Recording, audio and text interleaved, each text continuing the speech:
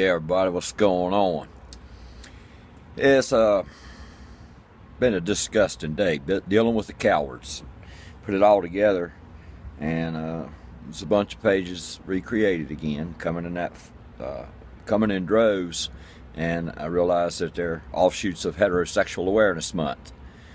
And Heterosexual Awareness Month is still keeping up their same cowardly, bigoted hate speech.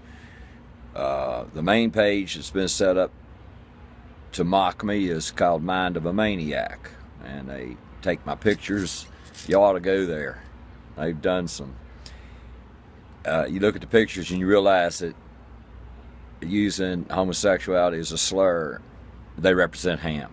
They're offshoots of Hamm, or they're this one guy that'll switch sides right now.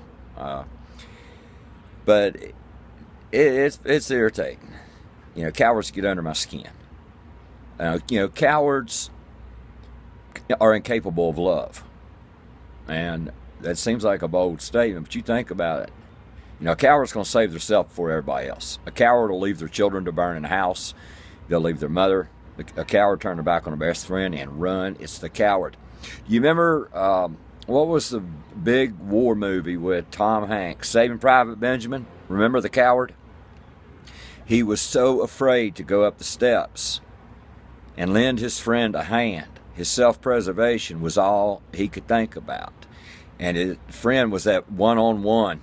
I mean, that was one of the most brutal, intense, real-life murder scenes, true to war, that I think any of us have ever watched, when that older, bigger German Nazi drove that knife into the heart of that young man. He was fighting for his life, and the coward was in the stairway with a gun that could have, saved the good man's life, his friend's life. And he stood there, shaking and trembling and cowardice around the wall where he wouldn't be seen because he was afraid. And then, later, once the Nazis were conquered in that particular war, the coward, with a big army behind him, then he took a gun and shot the guy in the head. That's a coward, okay? That's Heterosexual Awareness Month. So, a coward is something set aside from living species. Animals aren't cowards. A hyena won't turn her back on her young. A possum. You go attack a possum's babies, and that mama's gonna get in your junk, A coward is an anomaly of creation, of evolution, that is the worst. It's the worst strain of life, animal, human alike. They're totally worthless. A coward is absolutely worth nothing to another human being. Nothing. They're only good for harm. A coward never does any good on the planet. Never does any good in his house. Never does any good in his neighborhood. Never does any. I'm speaking from an evolutionary Darwinian thing here. Sometimes you have to step outside of really wishing that humanity was good. Of course, I know half of humanity's rotten as shit and half of humanity's good. And the rotten shit only stays out of jail for fear of consequences. Laws, a lot of people think only bad people break laws. That's bullshit. They're truly out there, drug-induced, drug-influenced, or criminal-type minds break the laws. Most bad people don't break the laws for fear of getting rammed in the ass in prison for about 15 or 20 fucking years. It's fear. It's cowardice. Cowardice is the only thing that keeps them from, doing what they want to do. Well, all these troll pages coming out, they're cowards. They're worthless. They're worthless people. They're worthless animals. And none of them have a face, and they're never going to have a face. And it gets frustrating to me. And there's more and more people going to Hamm, Packboa, intelligent people, a lot of women, just laying it out. You people are deranged. You people are, and offering, they're not even going with my style. They're going purely clean language, no profanity, nothing, and presenting them, laying it out, laying them down, slaughtering Hamm like ham, just slicing them.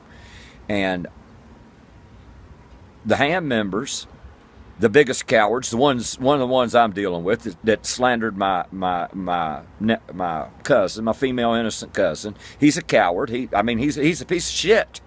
This man is just a piece of shit, and he's in on the mind of a madman. They called these ladies today. I witnessed it. Making threats. I know. So what? Threats.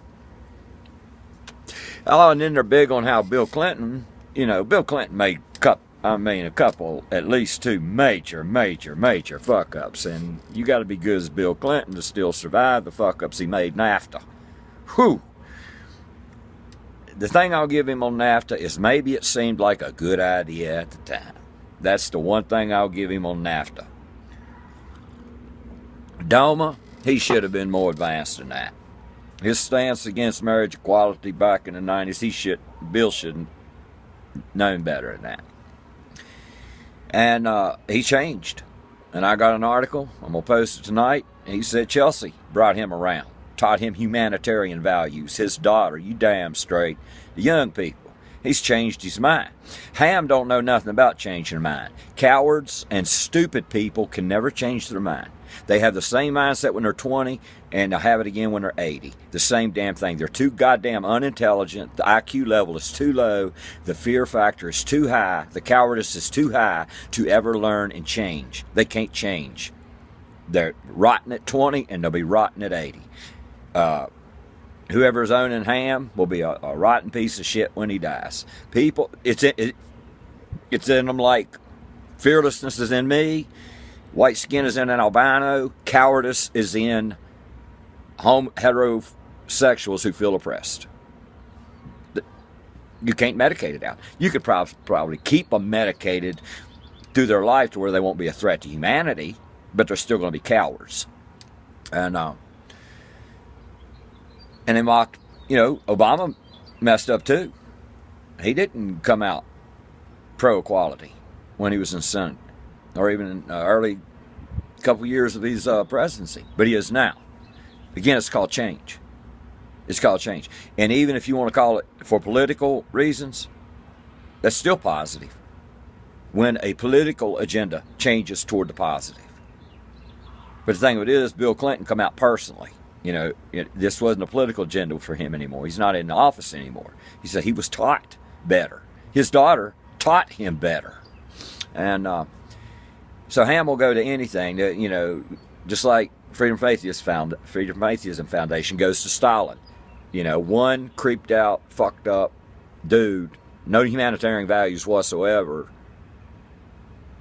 and not really an atheist even, raised a Christian, brought Christianity back into the Stalin regime 3 years after he was installed, which, if an atheist was to rule the country, like take Sweden, or when we get to atheism, Christianity won't be allowed to come back in. It won't be shut down with violence and torture and tormenting people and killing them.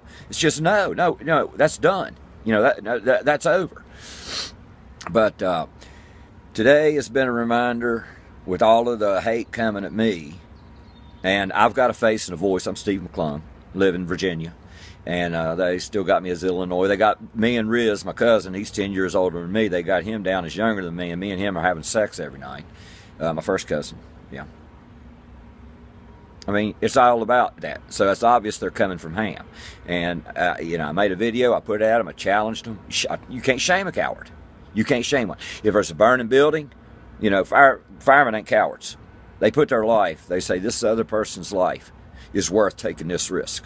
A coward's not like that. Everyone at Hamm is worth nothing to the human race. Absolutely nothing. They're worth nothing to America. They're worth nothing to nobody. Now, being a humanitarian, we should be able to gather them up, give them a good life. You got your rights, go to the store, plant your garden, watch your stupid shit on TV, go to work, and all that. But as far as having an active part in anything in society, they don't deserve it. And society is worse off for them. They have too many freedoms, way too many. If we're going to, we decide that we put thieves in jail. We decide we put murderers in jail. We decide that we restrict the rights, the freedom of movement of people who are a danger to society. Hamm is a danger to society and needs to be strongly restricted because they're without redemption. But the reminder again, if these pages come after me, as bold and fearless as I am, explains why the suicide rate among gay people is so high. Because I'm a bit of a freak.